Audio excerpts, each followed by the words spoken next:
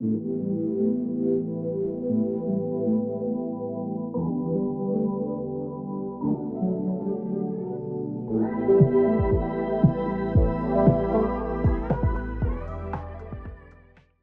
everyone, we're here at the CSF booth at the SEMA show.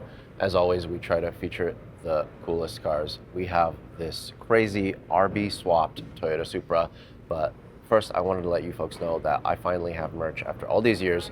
You go to camerasandcarculture.com to pick up t-shirts, diecast, prints, my book, all that. But let's get into this awesome build. Was your intention just to piss everybody off? Nah. So I think it's more of an aesthetic thing for me and a sound thing. So I think these are the best sounding motors of all time. And also I think it looks much better than the B58 and the Mark 5 Supra. It's a very pretty engine, Yeah. I have to say. So then what's the story behind this? Did this start off as a running, driving Mark 5 Supra? Yeah, so I bought the car brand new. I've had it since 2020. And I just got tired of it. So the car has 60,000 miles on it. And at that point, I was like, I want to try something different. 2J was in thoughts. And then I started doing some more research. And obviously, we all know RBs are great. But I just wanted something to fit the body lines of the car and just look correct in the car. And I think that this fits much better than a 2J. So then, is this the first? I think it's the first documented. I know for sure it's not a 26, it's an RB30 with 3.2 stroker with a 26 head. So with that combination, I think 100% is the first. I don't know if it's the first RB26 in the world, but I know for sure it's probably the first RB30 in the world that has this swap. What are we looking at here? I see a lot of PRP parts, vibrant. Yep.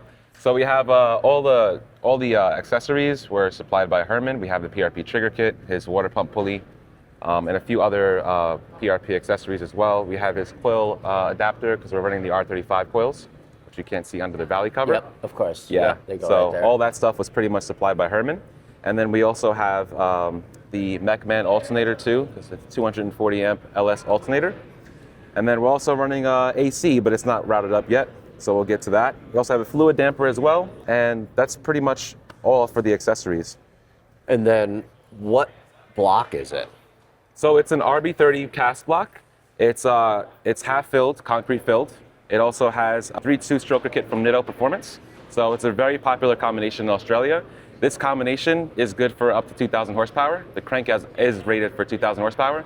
The weakest point of it is the cast. So I think the record was like 1,700 horsepower possibly on the cast, but in Australia they all run billet. So for this combination, it's good for 1,200 reliably. And then the 30, is that a diesel engine? Yeah, so it comes out of the VL Commodore. It's a single cam engine. So what they do is they take the 26 head and they put it onto the block because the 26 block isn't as strong as a 30. That is so cool. So then what kind of fuel are you running? So this is also an Australian fuel system supplied by Aftermarket Industries. We're running 2 sets of Fuel Tech 1260cc injectors. So that was just a choice because of the intake manifold. I wanted to get a single rail, but I bought this pretty much, I don't want to say used, but somebody had it and it came with dual rails, so I just figured I'd make it work with the dual rails. So we have 2 535 Walbro fuel pumps as well. So that combination is good to support up to 1,200 horsepower. And then the throttle body setup? Yeah, so this is outside of garage makes an adapter because I think this is a 102 millimeter opening. So they make an adapter where you can get in a Porsche throttle body on. I think it's a 82 mil. I can't remember the size, but it just reduces it down to this size for the throttle body. So we have drive-by-wire on it as well. And then you got a big intercooler up front. Yeah, here. it's a 6-inch core supplied by CSF. Huge shout out to Ravi. He was the first sponsor officially on the build before it even started. And then we also have his top rank radiator as well. This is for a Skyline. So the reason I got this was because all the plumbing is on the opposite side. The turbo on this car comes on that side. So I needed a radiator that would suit, the build and work on the opposite side of the car. What did you actually have to do to fit this in here? So this car was started in New York because I'm from New York, and then we had Goku Fab or Empire Fabrication. He made custom mounts to the stock A90 Supra chassis mount. So we're using the stock mounts in the car, and he just made a custom mount that goes up to the block pretty much, and it's all steel, of course, just to make sure that we have, the support. I see probably one of the most difficult things for you to do was to get the steering. Yeah. So that was a choice also because, so this car comes with electric steering. I wanted to convert it to a BMW X1 steering rack because now I have full control over my steering. The car does shut off sometimes because it has the BMW sleeping function. So I didn't want to be driving and lose steering. Not that it matters when you're rolling, but at any time the steering could just cut out. So I wanted to have full control over my steering. So putting a different steering rack in was ideal. Let's talk about the turbo setup here. So this is a 7675 Next Gen. It's got a 120 back housing. We had problems before. We dynoed it. It made, I think, 900, but it was kind of choking up top. So I put a bigger back housing and the Next Gen turbo, and this turbo should be good for up to 1200 horsepower. So you did dyno this already? Yeah, it dynoed twice on the Gen 2 turbo, and then we dynoed it again before, like a week ago. And it made 977 before we started pushing coolant. So there's a head gasket issue that we have to address, and then we can turn up the boost a little bit more. And then Artec? Yep, so Artec manifold. This is called the Big Daddy manifold, so you can run the bigger, larger turbos.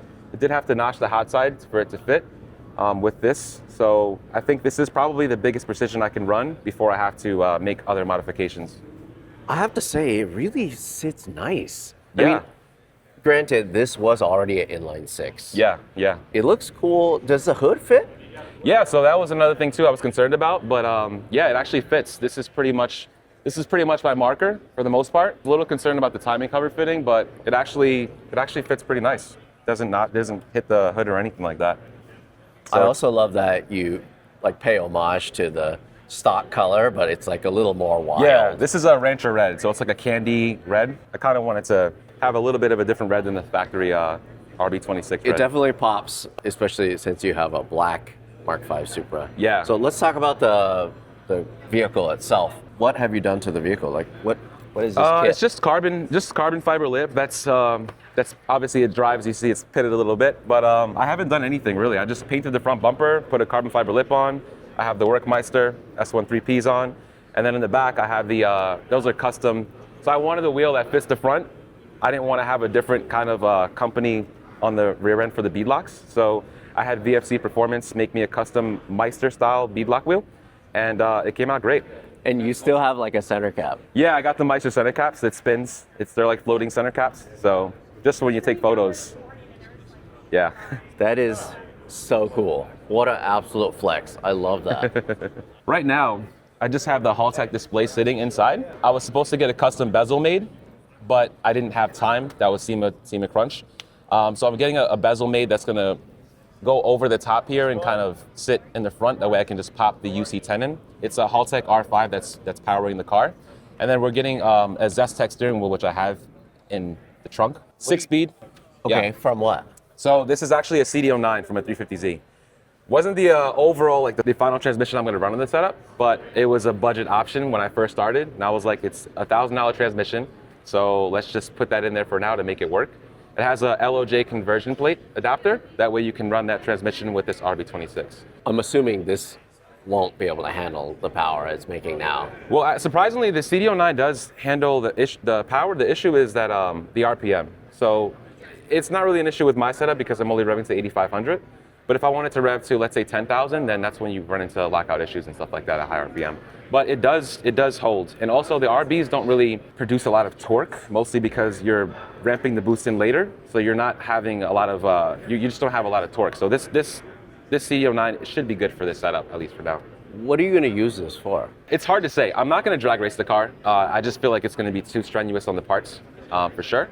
I think it'd be more of a roll racing car or just a highway fun street car for the most part. And then the exhaust?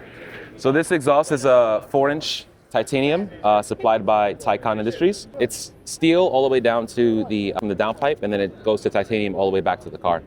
It's all 4-inch from the turbo back. What has the reception been like so far for people here at the show? I don't know. I don't like attention, so I'm trying to float around the show. But it seems to be getting a lot of attention. It is different. There's people who are obviously hating and saying, why would you put an RB26 in here? I think the biggest thing with this setup, though, is that people don't really know about these engines, and they think that it's not reliable. But Australia, like when I went to Australia for GTR Festival, those cars are making 2,000 horsepower. They drive it to the track, back. Sometimes they're trailering them, but if they're making 2,000 horsepower, how could a B58 be better than an RB26. My thought on this is that there's going to be a lot of A90, A91 chassis. Yeah. Especially a lot of people, let's be honest, they're wrecking them. Yeah. They're yeah. fast cars. A lot They of are. people don't know how to drive. So we're going to have a lot of these chassis where it would be great for a platform to build something. And I want to see more different motor swaps. You know, Yeah. it doesn't just have to be Toyota or BMW or whatever. It could be anything. Yeah. It could be American. I agree. I think that would be really cool. And there's fewer and fewer of these sports cars that we can actually swap things into. Right. Right? Because the True. ones that have existed are just getting completely destroyed. Yeah. And this is something that's new and it feels nice and it's engineered well and it's just so cool. So definitely appreciate this build. Thank you so much for showing us Thank you, man. this. Yeah. Big fan. So thank you so Awesome. much for your time, man. Thank you. Thank you, guys.